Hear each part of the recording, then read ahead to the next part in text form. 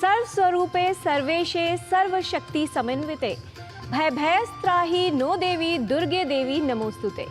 नवरात्र के इस विशेष अंक में आप सभी का स्वागत है। सुप्रभातम, मैं हूं किरण भारद्वाज।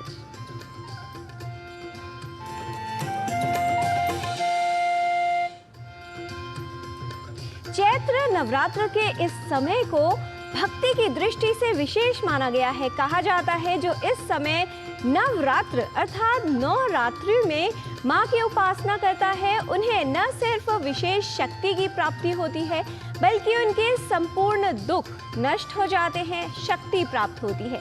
आइए समय की पहचान के लिए देखते हैं आज का पंचांग और जान लेते हैं क्या है आज की तिथि, वार और नक्षत्र।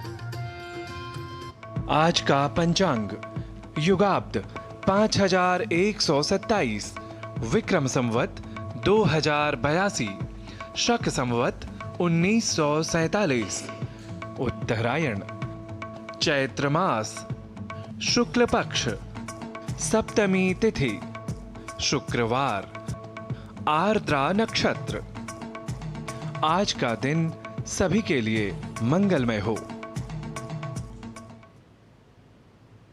माँ परम शक्ति दायिनी है, जीवन दायिनी है। न सिर्फ जीवन में शक्ति का संचार करती है बल्कि अज्ञानता के अंधकार को दूर करती है और ये नव ऊर्जा हम सभी के जीवन में प्रवाहित होती है।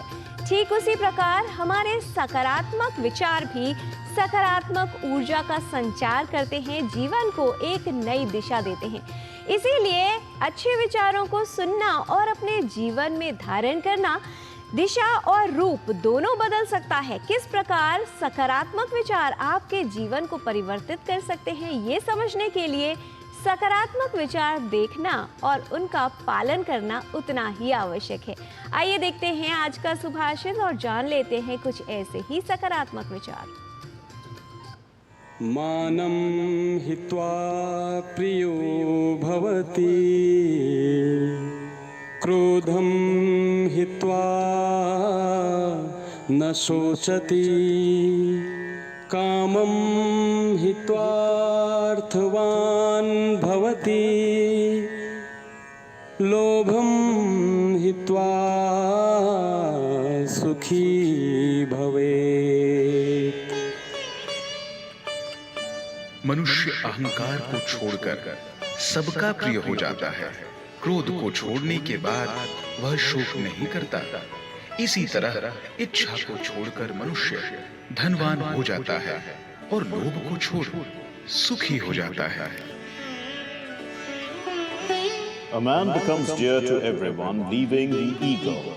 He does not grieve after leaving the anger.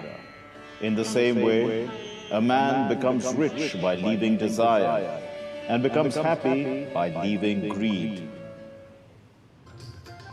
Navratra की ये अवधि विशेष रूप से स्त्रीत्व, सौंदर्य और प्रकृति को समर्पित है। कहा जाता है कि माँ अर्थात नारी शक्ति न सिर्फ प्राणदायिनी है बल्कि जीवन की रक्षा भी करती है। आज है सप्तमी तिथि अर्थात 7वां नवरात्र और इस दिन माँ काल रात्रि की विशेष पूजा की जाती है। क्या है इसका विशेष महत्व, आइए देखते हैं हमारी इस रिपोर्ट में।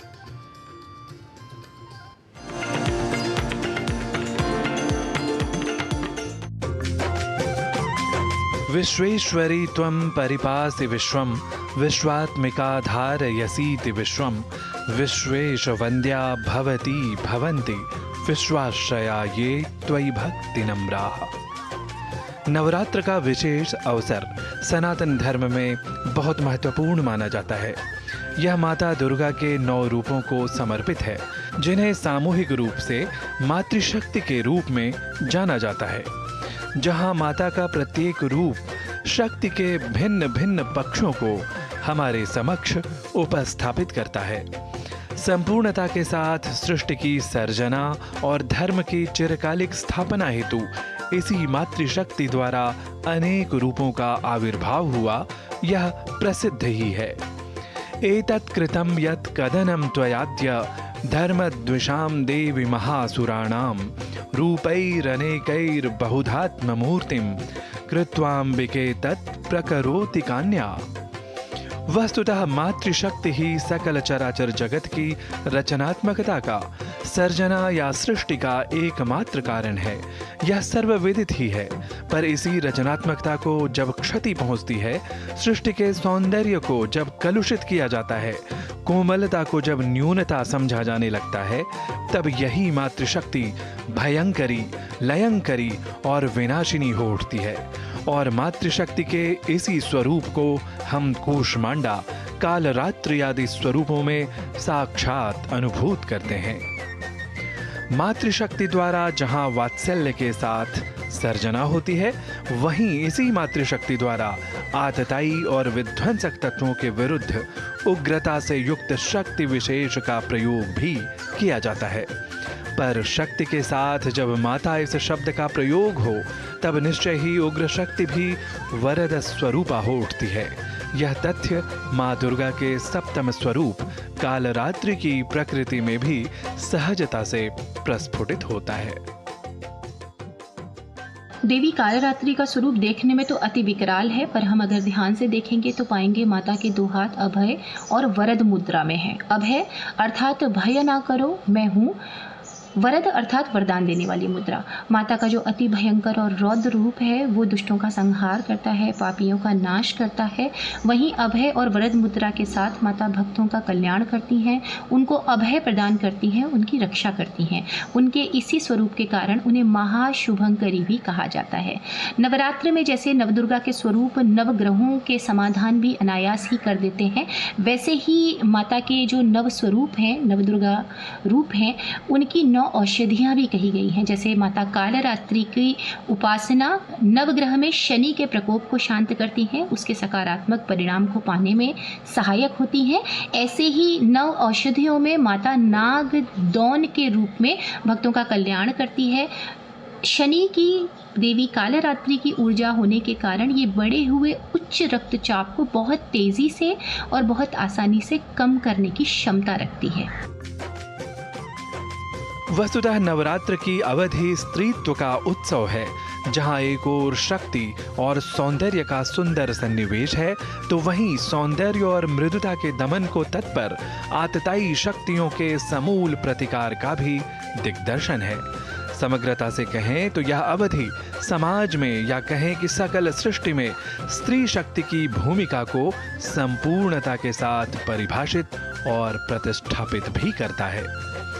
प्रणतानां प्रसीदत्वं देवी विश्वार्तिहारिणी, त्रैलोक्यवासिनां ईड्ये लोकानां वरदा भव। सौंदर्य और माधुर्य की प्रतिकृति स्वरूपा मातृशक्ति स्वयं में उग्रता के यथा प्रसंग अनिवार्यता के साथ ही समस्त संतापों का शमन करे और लोगों के लिए वरद स्वरूपा सिद्ध हो।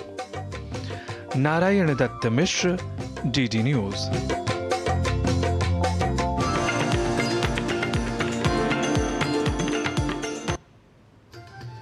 माँ दुर्गा का 7वां स्वरूप कालरात्रि, जो अंधकार को दूर करने वाली और प्रकाशदायिनी मानी गई है। कहा जाता है कि माँ कालरात्रि भक्तों को शक्ति प्रदान करती है और उन्हें कठिन समय या विपत्ति की घड़ी में उससे बाहर निकलने का साहस देती है। या देवी सर्वभूतेषु शक्ति रूपेण संस्थिता, नमस्तस्यै नमस्तस्यै नमस्तस्यै नमो नमः। शक्ति की आराधना के लिए बहुत आवश्यक है नवरात्रों के ये दिन, जिससे आप शक्ति प्राप्त कर सकते हैं। यदि हमारा स्वास्थ्य बेहतर हो तो न सिर्फ आप जीवन में बेहतर कर सकते हैं, बल्कि आपको शक्ति भी प्राप्त होती है। हड्डियां मजबूत रहें, इसके लिए उनकी सेहत पर शुरुआत से ही ध्यान देना अति आवश्यक है। यदि हड्डियों को संपूर्ण पोषण न मिले तो हड्डियां कमज़ोर होने लगती हैं और कई तरह के रोग और समस्याएं घेर लेती हैं। आइए जान लेते हैं कि किस तरह से सही पोषण हड्डियों की मजबूती के लिए सहायक सिद्ध हो सकता है और कैसे खाद्य पदार्थ अपने आहार में सम्मिलित करने चाहिए।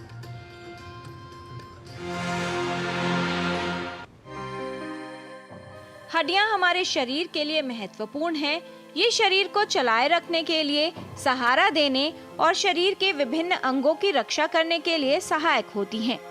हड्डियों को मजबूत रखना और इनके स्वास्थ्य पर ध्यान देना बेहद जरूरी है। हड्डियों की मजबूती के लिए हमारे आहार में पोषक तत्व होने चाहिए। स्केलेटन यानी कि हड्डियों के ढांचे को मजबूत बनाए रखने के लिए ये अनिवार्य है कि हम एक स्वस्थ और संतुलित डाइट का सेवन जिंदगी भर करें, जिसमें कि पर्याप्त मात्रा में proteins, carbohydrates, healthy fats, calcium, अन्य मिनरल्स और विटामिन्स हों। जैसे जैसे आयु बढ़ती है, हड्डियों का घनत्व कम होने लगता है और हड्डियां कमजोर होने लगती हैं। 35 वर्ष की आयु के बाद शरीर में कैल्शियम की कमी होने लगती है, जिसका प्रभाव हड्डियों और दांतों पर सबसे अधिक पड़ता है। ऐसे में हड्डियों के रोग और समस्याएं प्रभावित करने लगते हैं।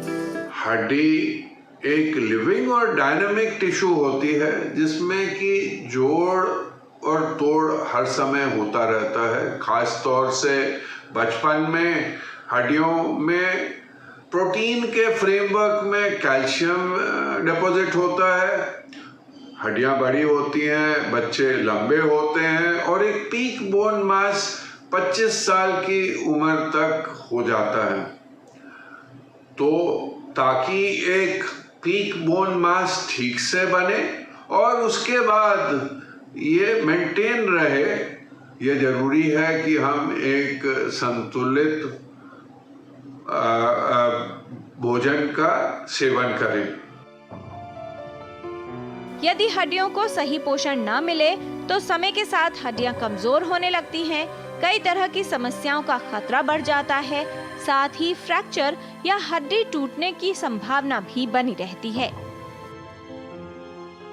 इसमें प्रोटीन्स, दूध उत्पाद, दाल, beans, nuts, peas, chicken, fish, अंडा जैसे भोजन में मिलता है।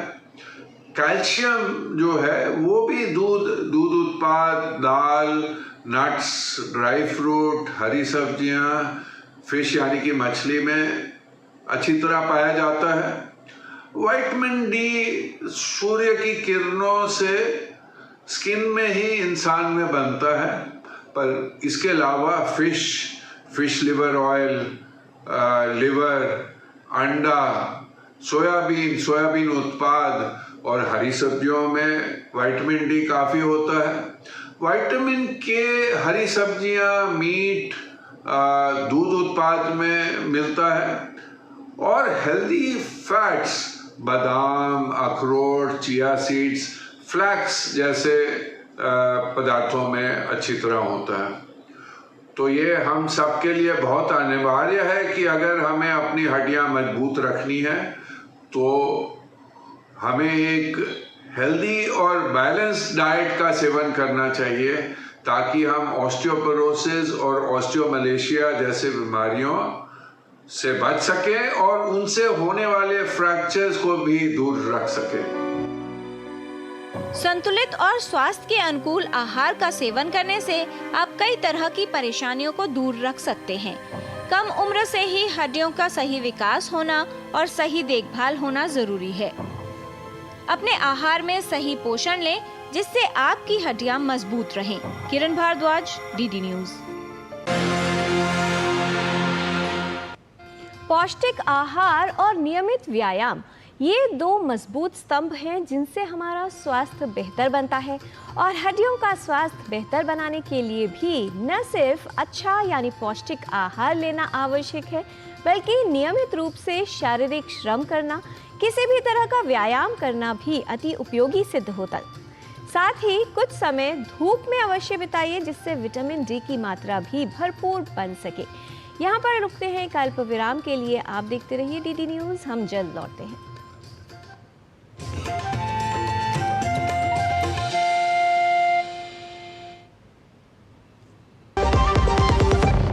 एक ऐसा तबका जो रिटायरमेंट के बारे में आज भी बिल्कुल नहीं सोचता, वो है औरतें। औरतें कमा के भी वल्नरेबल हैं। सो एनपीएस एक इक्वालिटी ला रहा है, हम सब एक बराबर प्लेटफॉर्म पे हैं। अपने बेहतर कल को सुनिश्चित करने के लिए एनपीएस जरूरी है। विभाग अनेक, कंप्लेंट बॉक्स 1, किसी भी सरकारी दफ्तर, विभाग या बैंक से जुड़ी शिकायत के लिए pgportal.gov.in पर जाएं, रजिस्टर करें, संबंधित विभाग चुनें, शिकायत दर्ज करें और ट्रैकिंग आईडी नोट करें। SMS या ईमेल पर एक्नॉलेजमेंट पाएं और शिकायत का जवाब सीधे मंत्रालय से प्राप्त करें। अब तक 1,12,00,000 से अधिक भारतीयों ने भरोसा जताया। CP ग्राम्स, आपकी हर शिकायत का हल। अभी शिकायत दर्ज करें pgportal.gov.in।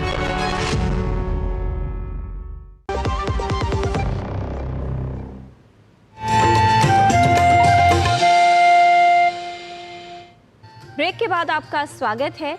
अच्छे स्वास्थ्य के लिए कई तरह के प्रयास करने पड़ते हैं और उसमें सर्वप्रथम है योग। योग का नियमित अभ्यास न सिर्फ कई प्रकार की स्वास्थ्य समस्याओं को दूर रखता है, बल्कि आपका बेहतर स्वास्थ्य भी सुनिश्चित करता है। साइटिका की समस्या काफ़ी लोगों को प्रभावित करती है। आइए जान लेते हैं कुछ ऐसी योगिक क्रियाएं जिनको करने से न सिर्फ इस समस्या को दूर रख सकते हैं, बल्कि अगर साइटिका की समस्या आपको परेशान कर रही है तो उससे राहत में भी ये योगिक क्रियाएं उपयोगी सिद्ध हो सकती हैं। आज हम लोग बात करने वाले हैं साइटिका नर्व्स को लिए बारे में। साइटिका नर्व्स को स्वस्थ रखने के लिए आसनों के बारे में। ओके, तो उसके लिए देखेंगे पहले हस्तपाद गुष्ठासन, वेरिएशन नंबर 4। सांस भरते हुए पैर को पीछे लेके जाएंगे, सांस छोड़ते वापस आएंगे। फिर दूसरी तरफ सांस भरते हुए पैर को पीछे ले जाएंगे, सांस छोड़ते वापस, सांस को भरते हुए पीछे, सांस छोड़ते वापस, सांस भरते हुए पीछे, सांस छोड़ते वापस। इसी तरह से और एक आसन है लेटकर, जिसे कहते हैं सुप्त वक्रासन। इसके लिए सबसे पहले पीठ के बल लेट जाएंगे और धीरे से इस तरह से पैरों को जोड़ लेंगे, दोनों हाथ पैर दोनों जॉइंट कर देंगे। अब दोनों पैरों को एक साथ श्वास छोड़ते हुए दाहिनी तरफ घुमाएंगे और गर्दन को साथ में बाईं तरफ। फिर सांस भरते हुए पैर को वापस सेंटर में लाएंगे, सांस छोड़ते हुए पैर को बाईं तरफ ले जाएंगे और गर्दन को दाहिनी तरफ। फिर सांस भरते हुए पैर को वापस सेंटर में लाएंगे। तो अब देखते हैं तीसरा आसन, यष्टिक आसन। तो यष्टिक आसन के लिए पैर दोनों जॉइंट रहेंगे, दोनों हाथों को बगल में रखेंगे, सांस भरते हुए दोनों हाथ एक साथ पीछे लेके जाएंगे, हाथों को ऊपर की तरफ, पैर के पंजे को बाहर की तरफ अच्छी तरह से खिंचाव देंगे। शरीर का ऊपरी हिस्सा ऊपर की तरफ, निचला हिस्सा नीचे की तरफ खिंचाव देंगे अच्छी तरह से और फिर सांस छोड़ते हुए वापस पूर्व स्थिति में आ जाएंगे। यष्टिक आसन के बाद फिर चौथा आसन है शलभासन, जिसके लिए पेट के बल लेट जाना होता है। पेट के बल इस तरह से लेट जाएंगे, दोनों हाथों को टांगों के अंदर रख लेंगे, माथा जमीन पर। अब धीरे से चिन्ह लाएंगे जमीन के ऊपर। ये अभी श्वास छोड़ते हुए दाहिने पैर को ऊपर उठाएंगे, फिर धीरे से सांस भरते हुए नीचे लाएंगे, फिर बाएं पैर को सांस छोड़ते ऊपर उठाएंगे, फिर सांस भरते हुए नीचे लाएंगे, दोनों पैर एक साथ सांस छोड़ते ऊपर, फिर सांस भरते हुए धीरे से नीचे। तो अभी आपने ये जो आसन सीखे, ये आसन बहुत हेल्प करते हैं साइटिका नर्व्स को स्वस्थ रखने के लिए। तो आइए और प्रैक्टिकल टिप्स जानते हैं साइटिका नर्व्स को स्वस्थ रखने के लिए डॉक्टर हंसा जी योगेंद्र से। नमस्कार। आजकल ये साइटिक पेन ये बहुत कॉमन देखा गया है, क्योंकि या तो लंबे समय खड़े रहते हैं हम या लंबे समय बैठते हैं, और ये दोनों चीज़ों में साइटिक का नर्व जो है, साइटिक नर्व, वहाँ प्रेशर आता है। इसलिए ज़रूरी है कि हमारे पोस्चर पर हम ध्यान दें। हम जब भी बैठे ज़रा सीधे बैठे, जब भी लेटते हैं घुटने के नीचे जरा सा तकिया रख के या गोल गोदड़ी को लपेट के घुटने के नीचे रख के लेटे, दोनों बाजू टर्न भी करें, लेकिन उससे 15 मिनट इस तरह दिन में 2-3 बार लेटे हों तो पेन में काफ़ी निजात मिलेगी, बहुत अच्छा रहेगा, पेन गायब भी हो जाएगा। कोशिश ये रहे कि धूप ज़रूर लें, पीठ पे, रीढ़ की हड्डी पे धूप लेना बहुत फ़ायदा करेगा। और देखा जाए कि खाना इस तरह का खाएं कि वज़न ना बढ़े, बढ़ा हुआ वज़न नर्व पर प्रेशर देगा। इसलिए कोशिश ये रहे, बहुत ज़्यादा स्ट्रॉन्ग डाइट पर नहीं जाना है, मगर कोशिश ये रहे कि थोड़ी थोड़ी एक्टिविटी करते रहें, कुछ आसन करें, बहुत फायदा होगा। नमस्कार। जीवन के निरंतर विकास और प्रगति के लिए कुछ अच्छी आदतें सीखते रहना, उन्हें अपने जीवन में शामिल करते रहना, और जो कुछ अच्छी आदतें नहीं हैं, यानी जो आपके स्वास्थ्य के लिए अच्छी नहीं है, आपके जीवन के लिए अच्छी नहीं है, आपके व्यक्तित्व के लिए ठीक नहीं है, उन्हें अपनी आदतों में से बाहर निकाल देना अर्थात त्याग देना अति आवश्यक होता है। जीवन भर वही इंसान प्रगति करता है, अच्छे ऊंचे स्तर तक पहुंचता है, जो निरंतर सीखने की प्रक्रिया बनाए रखता है। चाहे बात हो आदतों की या फिर भाषा सीखने की। संस्कृत भाषा सीखने के लिए, उसका ज्ञान प्राप्त करने के लिए और अभ्यास करने के लिए आइए चलते हैं संस्कृत पाठशाला में।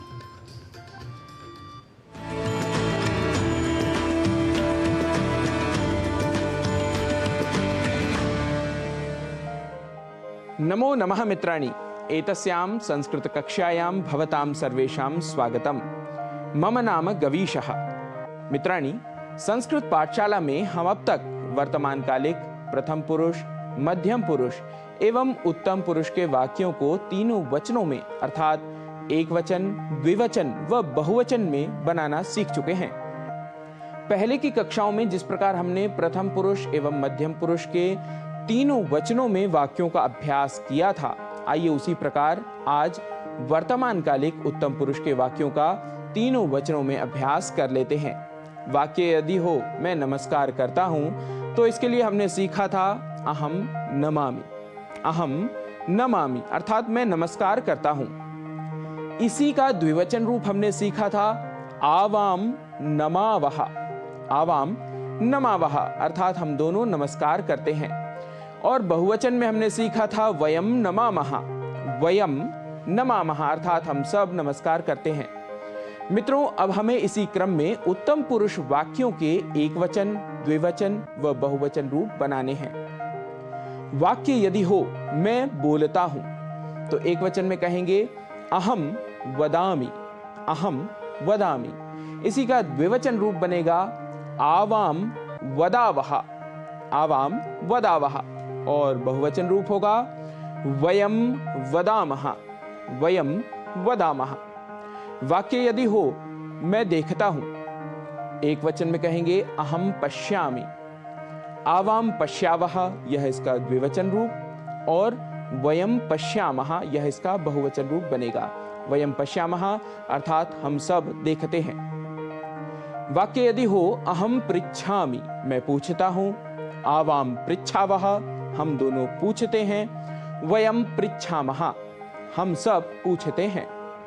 वाक्य हो अहम गच्छामि, यह एक वचन में, इसी का द्विवचन रूप बनेगा आवाम गच्छावः हम दोनों जाते हैं। वयम गच्छामः हम सब जाते हैं। वाक्य यदि है अहम धावामि, मैं दौड़ता हूं, इसका द्विवचन रूप बनेगा आवाम धावावः अर्थात हम दोनों दौड़ते हैं। और बहुवचन में वयम धावामः अर्थात हम सब दौड़ते हैं। अहम अटामि, मैं घूमता हूं। आवाम अटावः हम दोनों घूमते हैं। वयम अटामः हम सब घूमते हैं। इसी प्रकार अग्रिम वाक्य है अहम तिष्ठामि, मैं ठहरता हूं। आवाम तिष्ठावः हम दोनों ठहरते हैं। वयम तिष्ठामः हम सब ठहरते हैं, यह इसका बहुवचन रूप बना। इसी प्रकार अहम क्रीडामि एक वचन में, आवाम क्रीडावः द्विवचन में, और वयम क्रीडामः यह बहुवचन में वाक्य बनेगा। मित्रों, ध्यान रखें उत्तम पुरुष की क्रियाओं के कर्ता क्रमशः अहम, आवाम एवं वयम ही होंगे। मित्रों, आज के लिए इतना ही। क्रियाओं का आप अभ्यास करें और कुछ और क्रियाओं के नए अभ्यास के साथ पुनः हम होंगे उपस्थित। तब तक के लिए नमो नमः, नमस्कारः, पुनः मिलामः।